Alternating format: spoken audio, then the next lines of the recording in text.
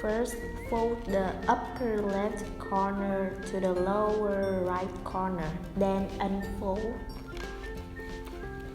Next, fold the top half back, then unfold.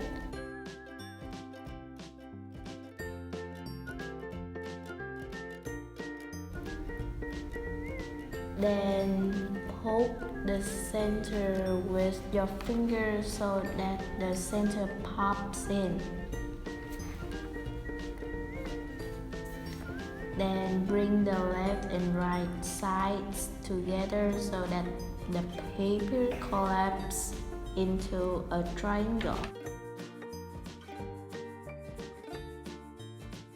And rotate the triangle left 90 counterclockwise.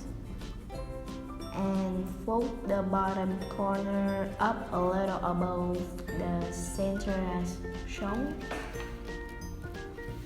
Then fold the top flap over the bottom.